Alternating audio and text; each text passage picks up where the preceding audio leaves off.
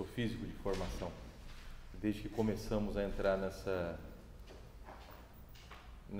se preocupar com a questão educacional, sobretudo para os mais pequenos, eu venho um pouco preocupado com como se ensinar matemática direito para a criançada, tá? E como se era ensinada matemática. Esse sistema educacional como nós temos aí hoje em dia, ele é muito recém, nós estamos acostumados com isso, então aí você critica uma coisa ou outra sem saber aonde você está, ou sem saber o que nos trouxe até aqui. Então esse sistema educacional que está aí, sei lá, tem um pouco mais de 100 anos. Durante muito tempo não era feito desse jeito. Então como era feito? Então a minha intenção aqui é tentar responder essas perguntas de como era feito, como que era organizada a parte de exatas, vamos chamar assim, e o que é essa educação clássica, essa educação católica, como ela era dividida, tá? Desvendar alguns mitos, algumas falácias que tem por aí. O grande problema hoje em dia é que a gente olha para a antiguidade com os olhos de quem vive hoje, com os padrões mentais, intelectuais atuais. E aí você tenta entender a cabeça dos antigos com os olhos de hoje, né? E dadas as evoluções tecnológicas que nós temos por aí, é fácil você se achar superior a um cara um pouco mais antigo que você, só porque você tem um celular na palma da sua mão, né? Agora você fica imaginando como que os grandes homens que, por exemplo, fundaram Paranavaí, o que eles tiveram que fazer para que hoje nós estivéssemos aqui nessa casa aconchegante, né? Confortável, e o que eles conseguiam fazer sem nenhum tipo de tecnologia na mão, tá? Então aquilo ali sim era conhecimento genuíno, conhecimento profundo, e é isso. A sua bênção, Padre.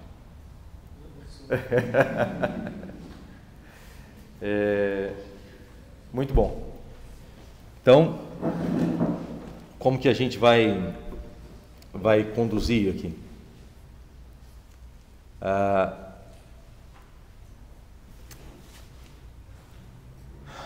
A minha ideia, primeiramente, é o seguinte: é classificar muito bem sobre o que nós estamos falando. Classificar muito bem os termos e como eles eram entendidos e compreendidos até esse momento que nós estamos aqui. O que é um negócio chamado educação católica genuína, como que os jesuítas faziam na época das escolas, dando origem a tantos gênios. Como que Santo Agostinho organizou um negócio chamado de educação clássica, que o nome que nós vamos usar aqui para educação católica genuína, em vez de chamar de educação clássica, uma coisa mais bonita assim, né? Eu vou fazer questão de usar um termo conhecido como educação liberal, tá? A palavra liberal hoje, para variar, ela vem com uma conotação política meio forte. Vou ver mais liberal. Eu sou liberal, tá? Então não é sobre isso que eu falaria, tá? Nós vamos olhar para a etimologia da palavra e olhar exatamente para o que significava, tá? E nesse sentido, depois que nós fizermos um apanhado sobre o que é a educação clássica, como ela era organizada, eu vou tentar te mostrar como que a parte das matemáticas ela é importante para a educação liberal católica. Essa formação aqui ela é destinada especificamente. Eu não sei como você vai implementar isso para os seus alunos, porque eu não sei fazer isso. Essa formação aqui, ela tem um objetivo de nos chamar à responsabilidade, de dar aquele gosto das alturas aonde nós podemos chegar, para que depois a gente comece a estudar essas coisas verdadeiramente. Essa formação aqui, ela é exclusiva e pensada, sobretudo para professores que vão atuar numa escola e para pais que estão preocupados com a educação dos seus filhos e que hoje em dia escutam muitas coisas por aí que não são muito precisas. Da onde vem o que eu vou falar aqui? Ontem eu comentei que há uma escola irmã lá no Paraguai, onde tem um capelão, o Padre Anthony Myers. E eu disse que ali eu sou fã incondicional do Padre Anthony, do Padre Tony. O Padre Tony era piloto da Força Aérea Norte-Americana e largou para virar padre. Tá? E depois, nesse meio de tempo, ele fez a formação dele numa escola, num college norte-americano. Nos Estados Unidos, eles dividem a formação superior em 2 etapas. Existem 2 tipos de escolas: os colleges e as universidades. Os colleges são coisas um pouco menores, compreende? E as universidades, essa coisa mais como nós conhecemos hoje aqui. E dentro desses colleges existe uma que é uma preciosidade, se chama Thomas Aquinas College. Tá? E eles têm um programa de humanidades, um programa focado no que nós vamos definir aqui direitinho, são as artes liberais. E eles têm esse programa de humanidades que deu origem ao Padre Tony, que meio que me orientou na busca dessas coisas aqui. Olha, existe isso, vai atrás. E no meio dessas investigações, eu encontrei uma pessoa que foi colega de classe do Padre Tony, era um pouco mais velho, e o nome dessa pessoa se chama Michael Ogros. O Michael Ogros, segundo o Padre Tony, era o tipo do aluno que todo mundo ficava assim: nossa, eu gostaria de ser igual a esse cara. Né? E o Michael Ogros se formou lá no Thomas Aquinas College e depois ele se tornou professor do Thomas Aquinas College. Tá? Então o que eu vou falar para vocês aqui não tem uma vírgula da minha cabeça, porque eu também estou aprendendo. Tá? São ideias, sobretudo do professor Michael Ogros. Tá? É uma síntese de alguns materiais que eu peguei dele para estudar. Então, eu acho que eu posso dizer tranquilamente que o que eu vou falar para vocês aqui é totalmente seguro. Tá certo? Totalmente seguro. E ainda mais, um dos erros que eu vejo hoje aí também, é que assim como as pessoas querem entender o passado com a cabeça de hoje, eles querem ensinar essas coisas que em princípio são mais elevadas, de fato são, por meio de uma linguagem feita no passado. Isso por quê? Porque talvez ele não tenha realmente colocado aquilo dentro de si, introduzido aquilo em si, tornado aquilo dele. Que quando o conhecimento ele entra em você, ele passa a ser seu verdadeiramente, você lida com ele e coloca na linguagem que é adequada para você explicar para as pessoas de hoje. A gente olha para o passado, para esse sonho de educação que eu vou falar para vocês aqui, com admiração tremenda, minha gente. E em vez de a gente se pensar que a gente é mais inteligente, a gente sempre pensa que a gente é mais tonto. Tá? Porém, qual que é o tempo mais importante que existe em toda a história da humanidade? Alguém sabe me dizer? Para nós aqui. A pergunta é aqui, para essa sala. Qual que é o tempo, o período mais importante de toda a história da humanidade? Hã? Média? Agora. Agora.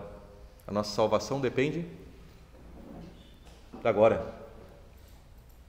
A gente tem uma graça muito grande de vivermos de uma situação onde nós podemos olhar para o que foi feito, por exemplo, naquelas belezuras que foram criadas na Idade Média, na Idade Antiga. Temos a graça de ter a doutrina cristã, de ter o Cristo, digerido por santos que colocaram isso numa linguagem mais do que mastigada para a gente, você entende? Tá?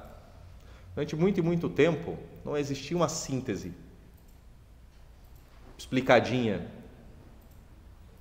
do que seria o cristianismo. O que eles faziam era contar aquilo que eles tinham visto. Era uma narrativa. Olha, numa cidadezinha lá, chamada Jerusalém, apareceu um cara. ele ressuscitava morto, fazia cego ver, surdo escutar. Mataram esse cara, ele era honestíssimo, amava todo mundo, abraçava leproso, curava. Mataram ele e depois ele ressuscitou. Você faz isso? Não. Alguém consegue fazer isso? Não. Alguém mais viu isso? Sim. Um montão de gente viu isso. Entende? Então o testemunho sempre passa pelo testemunho pessoal de alguém que tem que ser incapaz de mentir. O que você tem que treinar em você é o seguinte: saber que a mentira é um mal por si, e você tem que ser incapaz de mentir. Você tem que criar uma aversão imensa daquilo para que o seu testemunho não tenha dúvida sobre ele. Isso nem tanto para convencer os outros, para você ter essa unidade do que você é. Você falar de quem eu sou, dando um testemunho real sobre você. Então isso que eles faziam era um testemunho de um santo que olhava para aquelas pessoas e falava: olha, é impossível que uma pessoa desse jeito esteja mentindo. E aí também era outra coisa, né? Os santos operavam milagres em nome do Cristo. Tá? Então nós temos essa oportunidade de pegar as coisas nesse estágio mais profundo, de um edifício que foi, em grande parte, demolido. Mas nós temos todos os elementos possíveis para reconstruí-lo. Nunca ninguém teve isso. Mesmo nos momentos áureos, por aí, a educação nunca teve tantos meios de ser difundida. Nunca. Se nós estamos vivendo num tempo onde é muito propício para a ação do maligno, olha, nunca foi tão propício para o tempo da graça. Nunca. Tá bem? Bom, indo direto ao ponto, quando nós falamos aí em educação clássica, em educação católica, o nome que eu quero dar isso daí se chama educação liberal. Se eu chegasse aqui e falasse que eu vou dar uma educação liberal para os meus filhos, certamente vocês não me deixariam sentar nessa cadeira, ou vocês se levantariam e iam embora, num contexto de hoje. Sou um pai liberal. Tá? Então, se eu falasse isso de primeira para vocês, se eu falasse assim: o que você entende por um pai que dá uma educação liberal para o seu filho? Fala: eu não quero isso para mim. Certo? Isso é muito recente. Isso é uma peça de propaganda. Tá? Todo mundo já escutou que o demônio é um macaco de Deus, né? Ele macaqueia Deus, imita. Por quê? Ele quer fazer o seguinte: ele quer pegar as coisas mais elevadas e dizer que aquilo é dele, vestindo de uma roupa degenerada aquilo ali.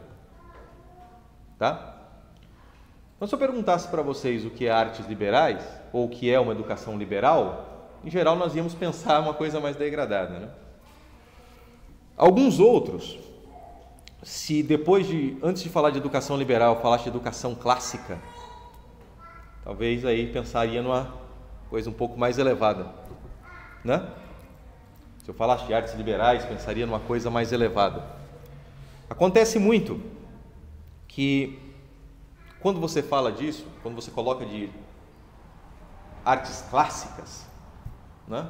A pessoa pensa na literatura, nas humanidades, na parte mais humana da coisa, certo?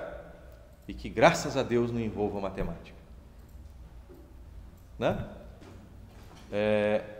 Mas eu vou te dizer o seguinte: a parte das exatas, a parte das matemáticas, ela é uma parte integral da educação clássica, dessa educação liberal, no sentido que eu já vou dar para vocês. Então, estou dizendo que não tenha preconceito para com essa palavra, tá? E antes disso eu poderia falar que pelo menos mais ou menos, né? Porque uma pessoa que entende um pouquinho de educação clássica, de educação liberal, vai falar que educação liberal é uma educação em artes liberais. Também não é, mas a gente já vai chegar nisso daí. Aí a pessoa poderia pegar para estudar isso daí. Ju, aqui vocês estudaram alguma coisa sobre o trivium e o quadrivium? Estudaram? O que vocês leram sobre isso aí? Que livro que chegaram a dar uma olhada? Estudaram o Didascalion do Hugo de São Vitor? Já ouvimos falar na obra, mas estudar no Tá. Mas vocês já escutaram de que era feita em termos das artes liberais e tal, essa coisa mais, né? Tá. Mais geral. Então, se você pega mais ou menos nesse conhecimento geral assim mesmo, né, a única coisa que você poderia dizer que é meio que da praia da matemática é a lógica. Que a lógica a gente tem isso, não. Eu sou bom de lógica, eu sou das exatas. Tá? Mas não é assim. Tá? Então, nessa minha introdução, eu quero te dizer o seguinte. Eu quero mostrar para você que a matemática ela é uma parte integral, e essa palavra é fundamental para uma educação liberal, onde liberal eu vou colocar no nível mais elevado daqui a pouquinho. Quando eu digo integral, aquilo que integra, eu quero que você pense nessa palavra integrar, é aquilo que está junto, mas no sentido de um organismo vivo, como se fosse o seu coração para com todo o seu ser. O coração ele tem que trabalhar muito bem para o funcionamento de todo o ser. E tudo depende do coração. E para que o coração trabalhe bem, todo o ser tem que estar bem. Entende? Quando você passa por alguma dificuldade aí afetiva e tal, você tem uma ansiedade, já dá aquela, dispara o seu peito, né? Já sente aquela coisa, não, fica calmo que isso vai fazer mal para o seu coração, se você já tiver algum probleminha. Então, para o bem daquela parte, o todo tem que estar bem. De outra forma, para que o todo esteja bem, o coração tenha que trabalhar bem. Então, o coração é a parte integral. O todo trabalha para que ele funcione bem e ele trabalha bem para que o todo funcione bem. Estão compreendendo isso que eu estou falando?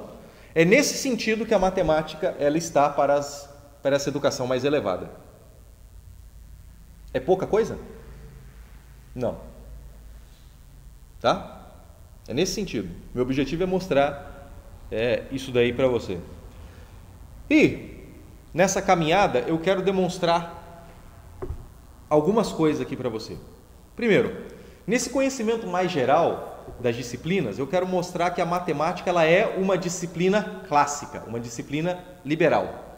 Ela é um conhecimento liberal, seja lá o que isso for. Nós precisamos definir isso para entender.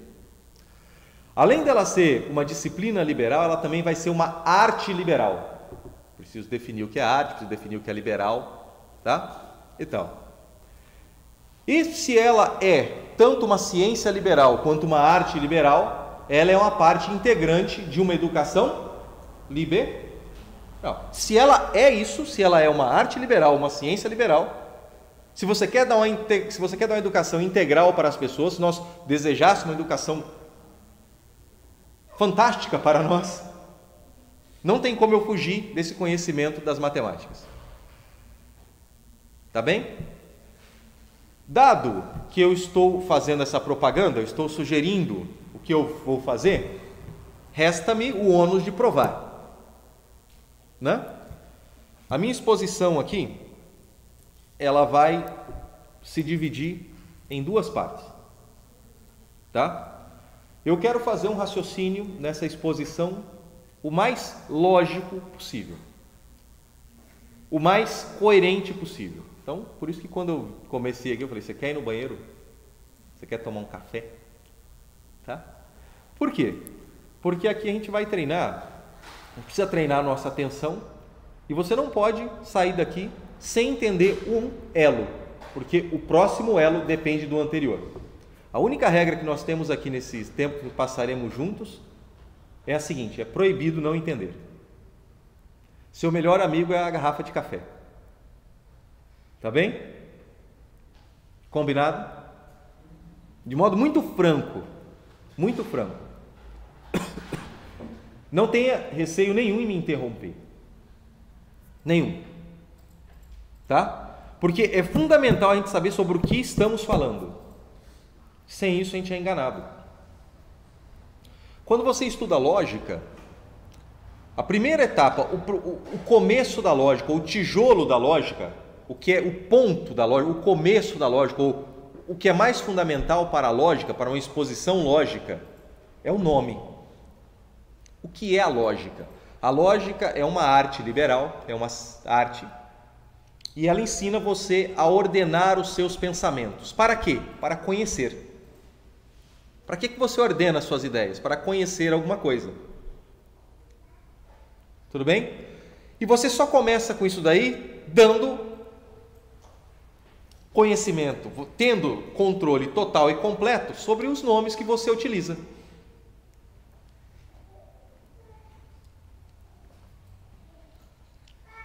Então, aqui é necessária a atenção, é necessário você anotar, é necessário você juntando as pontas aí, porque o nosso objetivo aqui é bastante nobre, meu irmão, tá?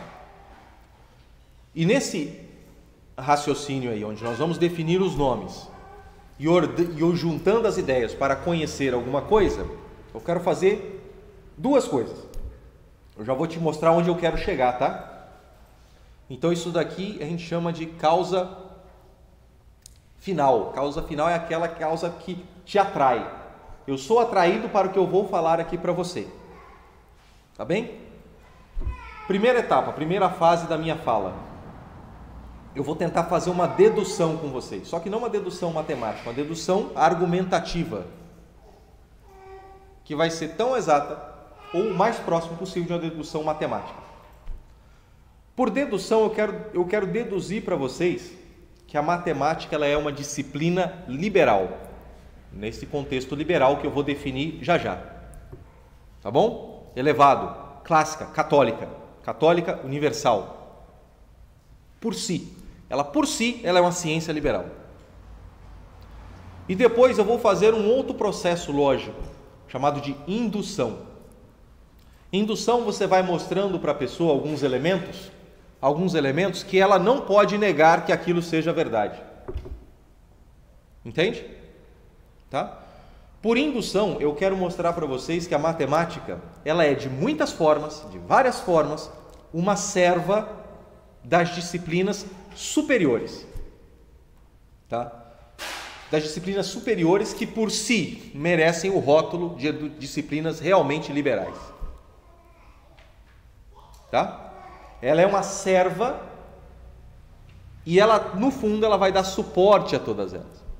Porque as matemáticas elas vão te fornecer ferramentas que vão possibilitar você encontrar conhecimentos que genuinamente são liberais. São clássicos, católicos. Tá bom? Então, parte A. Por dedução, mostraremos que a matemática é uma disciplina liberal por si. Ou seja, ela, enquanto ela tem esse adjetivo, ela tem essa qualidade, ela é liberal por si, seja lá o que isso signifique. E por indução, mostraremos que a matemática é de várias formas uma serva das disciplinas liberais superiores. E assim serve a educação liberal como um todo.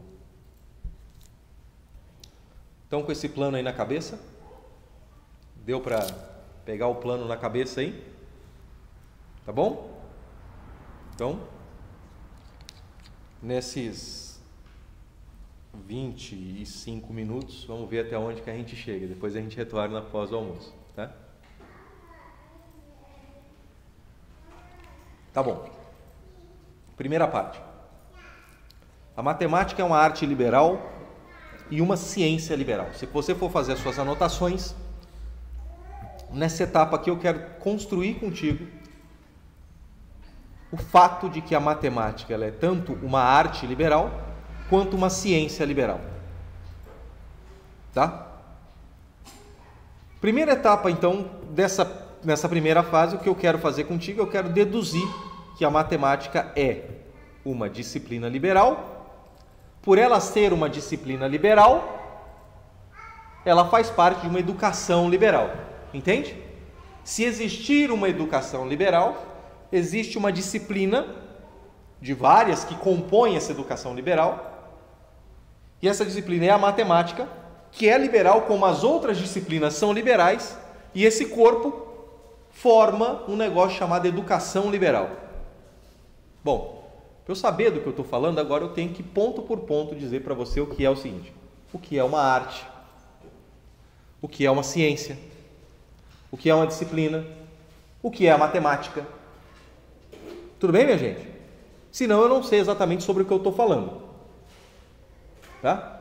E sobretudo, a gente tem que começar daquilo que é mais imediato para a gente subir às alturas um pouco mais altas. Tá? Então a primeira pergunta que eu faço para ti, ou que eu devo fazer na minha exposição, né, para dizer sobre o que eu estou falando é: o que é a matemática? Já que o meu objetivo da minha fala aqui, em última instância, é a matemática. O que é a matemática?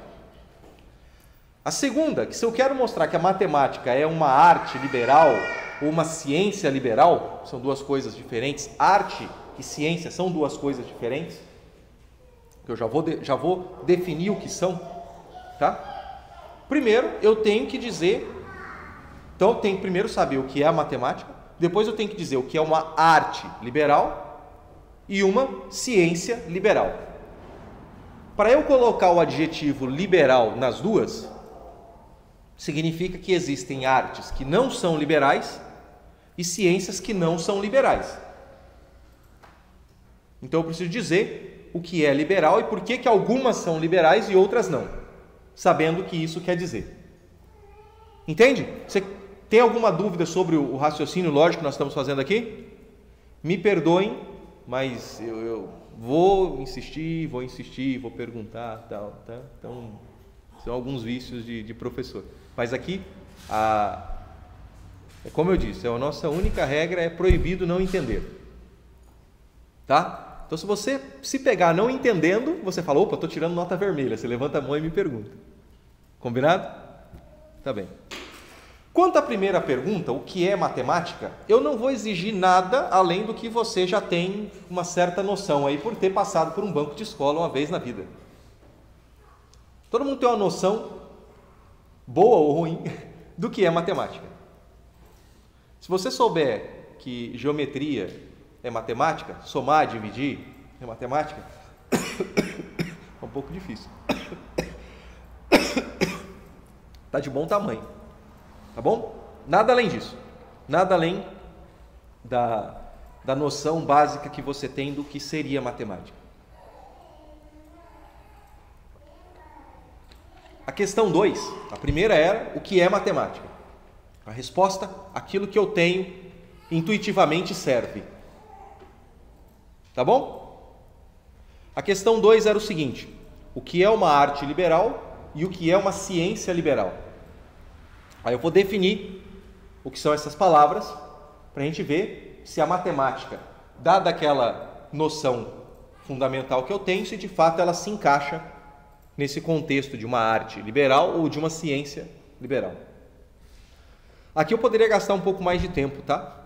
Eu vou dar uma definição, se você quiser anotar, tá? Eu vou dar uma definição para ti, bastante simples, que vai nos acompanhar durante todo o resto dessa exposição. Tá? Então, o que é arte?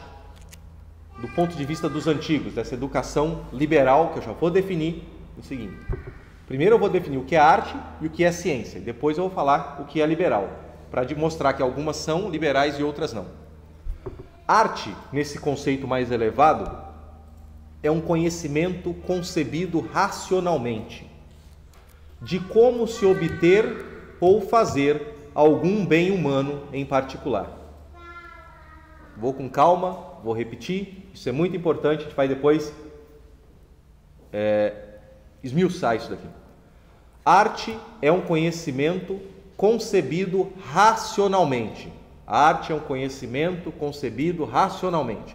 Isso quer dizer o quê? Vou fazer uma pausa antes de terminar. Tem que ser feito pela sua razão, não é assim: meu filho, você está com raiva dele, vai lavar a louça. Você precisou ensinar para ele: filho, tem que pegar a louça, pensa assim, tal, assado. Não, vai lá, meu filho, pega o detergente, coloca lá, esfrega lá que vai dar certo. Né? Você precisa aprender. Se alguém precisou te ensinar a respirar, fazer digestão, não. Né? Existem coisas que não dependem da tua razão. Tem alguns conhecimentos que você faz, não depende da tua razão. Andar é um nível pré-razão, entende? Então você tem que realmente ter pensado naquilo. Você não pode imaginar que alguém que é capaz de fazer um celular, que ele não saiba cada etapa, em cada momento que tem que ser feito aquilo. Ou o cara vai fazer um instrumento musical, Ele tem que começar exatamente no começo e terminar exatamente no final. Ele não pode inverter as etapas. Ele sabe aonde cada coisa se encaixa, e onde ela se encaixa e como ela se encaixa. Ele pensou e encontrou a maneira ótima de fazer aquilo, com começo, meio e fim. Envolve processo racional. Então é um conhecimento racional. Você pensou e sabe como fazer aquilo. Ah, o fulano, ele aprendeu a tocar piano, violão, tinha o dom. Tá bom. Tá bom? Bom, tem a tendência, a inclinação àquilo. Mas, minha gente, simplesmente não dá para você comparar alguém que parou, estudou, tem a técnica e tal. Não dá para comparar. Se você pega alguém que realmente estudou, ou que tem o dom e ele se curvou a vida de estudo, ele está no nível infinitamente superior a quem está no nível do dom. Entende? Tem construções complexas que você, na sua genialidade, talvez só por tempo não conseguiria fazer. Você depende do estudo de pessoas que vieram antes de você. Tá?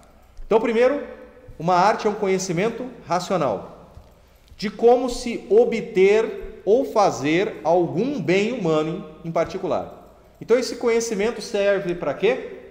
Serve para obter ou fazer algum bem humano em particular.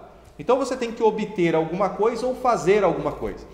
Em resumo, para ser uma arte, sempre tem que haver um produto. Entendeu? Para ser uma arte, tem que ter alguma coisa. O que você fez com aquilo ali? Você tem aquele processo racional todo para fazer o quê? O que você fez com aquilo? Se for uma arte, tem que haver um produto. Alguma coisa tem que resultar daquele processo. Tudo bem, minha gente? Isso é muito importante. Então, definimos o que é arte. Agora eu vou definir o que é uma ciência. Tá? Ciência é um conjunto ordenado de conclusões seguras sobre algum assunto em particular.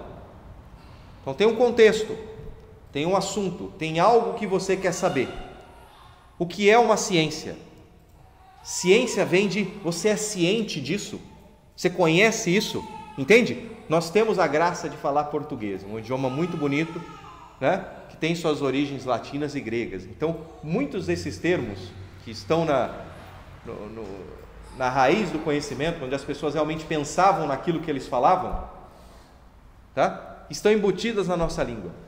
Então, sempre se você fizer paralelos entre como nós falamos, você descobre muitos significados. Não acontece, por exemplo, no inglês. Eles estão bem menos favorecidos, eles são bem menos favorecidos que a gente, tá?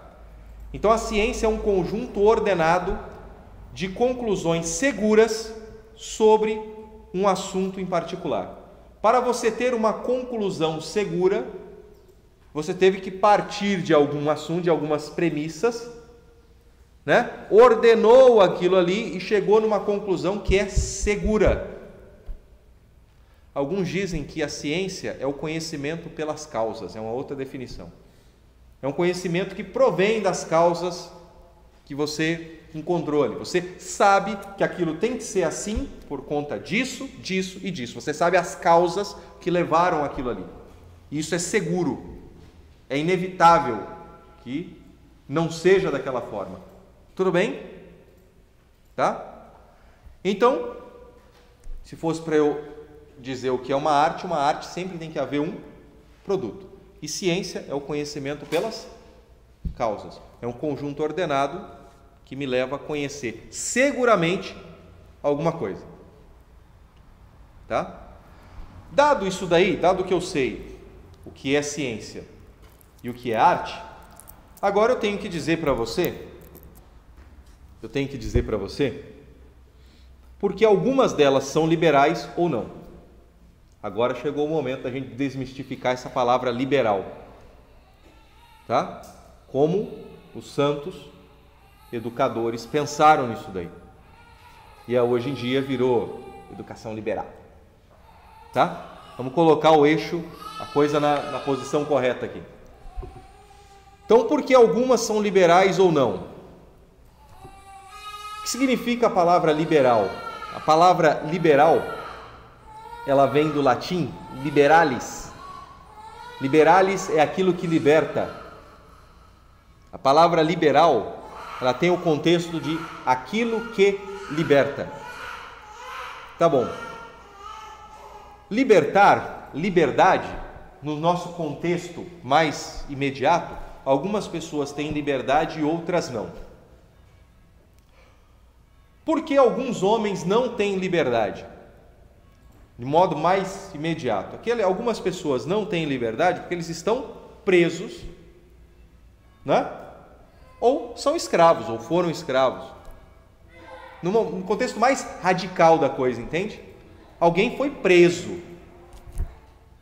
Mais imediato, a coisa mais radical. Aquele cara não... Se ele está preso, depois ele é colocado em liberdade. Ou ele é escravo. Alguém comprava a liberdade dele e aí, né? Esse é o contexto mais imediato. Agora,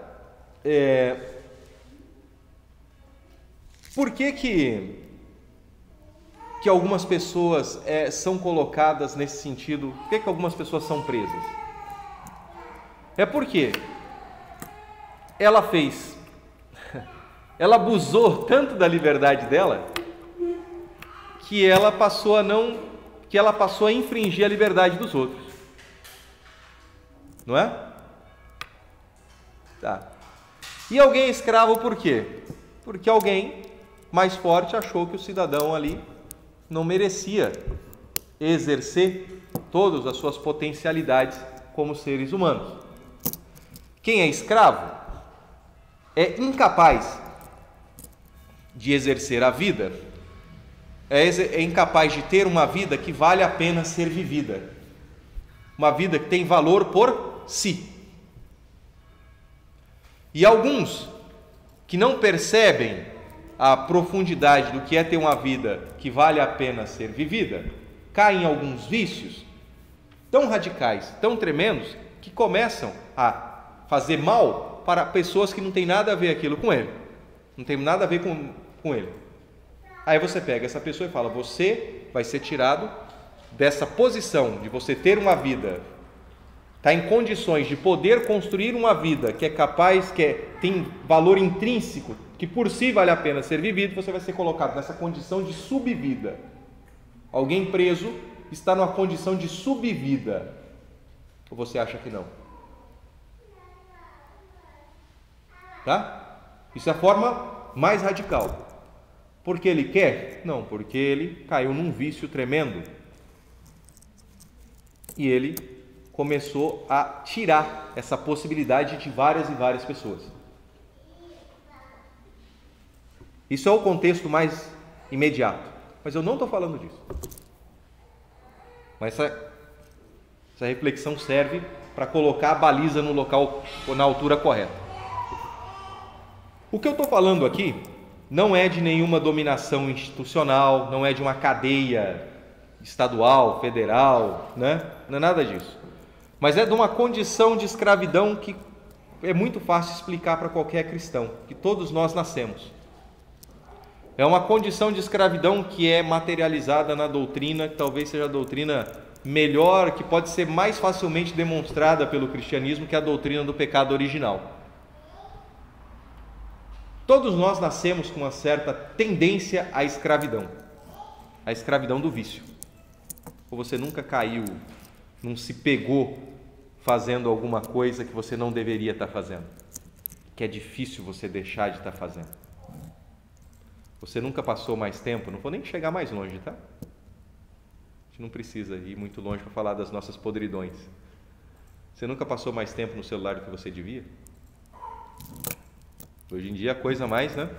Ou então, sei lá, olhando para o tempo todo, o relógio está ali, você está olhando o tempo todo, pautando a tua vida, muitas vezes deixando de viver com a tua família ali, uma situação mais intensa e sendo escravo daquilo ali. Entende? Ou escravo do trabalho. Tá? Minha gente, eu acho que todo mundo, por outro lado, sabe também de algo que a igreja fala o tempo todo. Isso aqui é muito fácil para explicar para quem é cristão, entende? Para quem não é difícil, tá? Todo mundo nasce para uma vida mais elevada. Como assim nasce para uma vida mais elevada? Todo mundo quer uma vida mais elevada. Você pode falar com qualquer um. Todo mundo quer ser bom. Ou se quando ele fala, não, eu quero ser ruim, mas tem algumas coisas que ele quer ser bom, eu tenho certeza. Por mais que a pessoa, não, eu sou ruim, eu quero ser ruim, ele quer saber as coisas, como que as coisas funcionam. Pega alguém aí que você lembra, não, alguém é ruinzão. Tem alguns malucos que falam, não, eu quero ser ruim e tal. Mas ele quer saber das coisas. Todo mundo quer saber das coisas. Como elas funcionam. Como fazer uma coisa. Entende? Isso é um sentido, é uma busca de ser bom. Bom em fazer alguma coisa. Bom em conhecer algo. Entende? É um nível de bondade no sentido de fazer. Né? Todo mundo tem o desejo de saber como tudo funciona. Porém, gente, apesar disso, dessa vontade da gente ser bom, desejo de saber, de conhecer, é facinho cair no vício, né? Eu queria estudar, mas não consigo. Eu tenho um vício de tal coisa, né? Então, nós nascemos na ignorância, queremos conhecer, temos essa vontade, porque nascemos para coisas mais elevadas, mas existe uma força que nos puxa para o vício. Não é? Tá bem. E quando a gente, de uma maneira um pouco mais, pela graça sobretudo, que a gente percebe que eu quero sair dessa condição de ignorância, sair dessa condição do vício, eu percebo o tamanho tão grande dos problemas, o tamanho das coisas que eu tenho que enfrentar, que a ignorância e o medo, esse estado mental, nos paralisam. Por onde eu começo? Eu não sei por onde eu começo.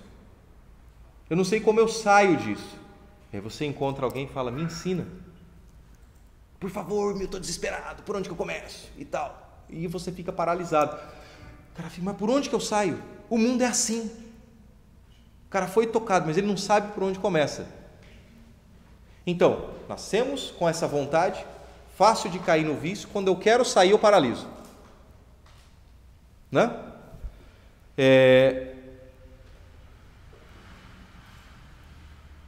Deixa eu ver o que eu coloquei aqui. Tá bom. Então, se eu por um acaso for capaz, se existir uma educação que seja capaz de reverter esse quadro, de reverter esse vício natural do ser humano, olha, minha gente, essa educação realmente merece receber o nome de educação liberal, daquela que liberta. Você tem dúvida disso? Eu estou falando alguma coisa que é diferente da tua natureza do que na minha? Se existir uma educação que faça isso, é essa que deve receber o nome de educação liberal. E adivinha? É assim que os santos padres pensaram na educação católica clássica e liberal. Vocês entenderam aonde que a gente quer chegar? Tá bom? E sair da paralisia de como fazer.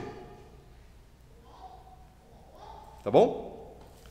Então, se tiver uma educação que me liberta disso, que me tira do erro, da mentira, do vício, né? E que me dê uma vida que vale a pena ser vivida, ela merece o nome de educação liberal. Ainda tem um outro motivo, tá? Para que uma educação também mereça o nome de ser educação liberal. Se era liberal, ela que ela te liberta. Então eu vou pegar vários aspectos de educações, de uma educação que ela vai te libertar de vários aspectos. Primeiro, esse aspecto intrínseco do pecado original. Ela vai lutar contra essa queda que nós tivemos. Um segundo aspecto é o seguinte: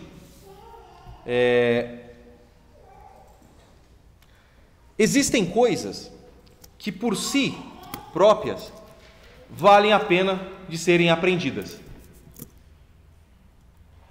Como assim? Existem coisas que por si elas têm um valor por si próprio, tá?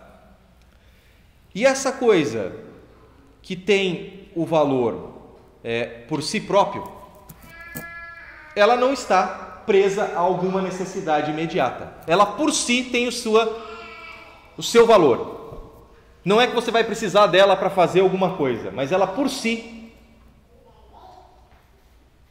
tem o seu peso. E você vê aquele diamante ali brilhando, e você não vai usar o diamante para, sei lá, fazer uma panela para fazer comida para você. O diamante é uma coisa tão preciosa que você guarda ele lá, ou uma joia que você tem. Você usa para mostrar sobretudo, para você ter aquela, uma aliança, Você olha e fala, nossa, isso é uma preciosidade. Então, por si, não é útil para você fazer alguma coisa. Ela tem um valor intrínseco por si. Essa coisa que não está ligada a uma necessidade imediata, ela está solta por aí. Ela é livre.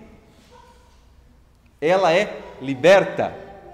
Então, ela por si, esses conhecimentos que por si têm o seu valor, eles estão livres da necessidade imediata das coisas. Como eles são conhecimentos livres que têm valor por si, conhecê-los corresponde também a uma educação que pode receber o nome de liberal, porque eles são livres. Entende? E você tem que fazer esse esforço como se fosse um cavalo bravo, ou correr atrás de um porco, ou correr atrás de uma galinha. Está livre, você tem que fazer esse esforço para pegar aquilo, porque aquilo por si tem um valor. Entende? Se você estiver com fome, correr atrás de uma galinha pode te ajudar bastante, entendeu? Você tem que fazer esse esforço para pegar ela. É nesse sentido que você tem um conhecimento que é livre e você vai querer aquilo. Tá? Muito bom. Em resumo, tá? Uma educação do que eu acabei de falar para você, dessas duas formas, ou ela vai nos libertar dos nossos vícios, ligado ao pecado original, ou são conhecimentos que têm um valor por si. Nós já vamos falar um pouco deles daqui a pouco. Em resumo, então, se essas são as duas formas que uma educação pode receber o nome de liberal, então a educação liberal tem dois aspectos. Primeiro, um aspecto que vamos chamar de teórico, que está ligado a essa última coisa que eu acabei de falar. Teórico no sentido de conhecer algo que não vai ser útil na vida prática, mas que tem um valor por si. E um segundo aspecto ligado àquele primeiro que eu falei, que tem um caráter prático, de como você conduzir a sua vida de modo a você se libertar dos seus vícios, das dificuldades e da ignorância. Então a educação liberal tem um aspecto teórico, conhecer algo que tem valor por si, e prático, no sentido de conduzir a sua vida de uma maneira mais elevada, te dando uma vida que vale a pena ser vivida. Uma vida que vale a pena ser vivida é uma vida feliz, realizada. Quem não quer ser realizado? Seja no que for.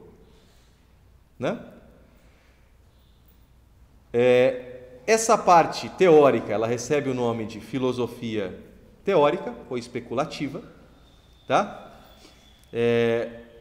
E ela tenta te libertar, te dar noções de, por exemplo, existe um Deus? Existe. Tá? O que é a virtude? O que é a vida? O que é uma vida que de fato vale a pena ser vivida? E o caráter prático é um caráter mesmo de como conduzir a sua vida. Tá? E a parte prática dessa educação a gente chama de ética ou política. Você entendeu onde que a palavra ética ou política entra nesse contexto mais elevado? Ou seja, tem que ser um conhecimento que de fato ajudem as pessoas, uma ciência, a ter a vida que vale a pena ser vivida. Um político deveria ser um cara genial, conhecer essas coisas todas, que ele ajudasse os cidadãos ali a obter uma vida que tivesse valor por si. Ele deveria contribuir para a felicidade de todo mundo. É um absurdo no conceito aqui dos grandes filósofos, dos grandes santos, um político ser um médico, ser um engenheiro, um político ser um cientista. Não, ele tinha que ser um conhecedor das artes mais profundas, da política e da ética, que contribuíssem para o bem-estar, para a felicidade das pessoas, colocando a vida nessa perspectiva mais alta. Tá bom? Eu tenho que parar por aqui, tá? A gente vai retornar nesse ponto na parte da tarde, tá? Em síntese, duas maneiras que uma educação pode ser liberal: nos liberta da doutrina, do pecado original e todas as suas coisas ruins, vamos colocar bem desse jeito, dos nossos vícios. E segundo, é uma educação que versa sobre conhecimentos que têm valores por si. Não é que eles sejam úteis para você fazer uma cadeira. Mas será que existem coisas assim? Sim.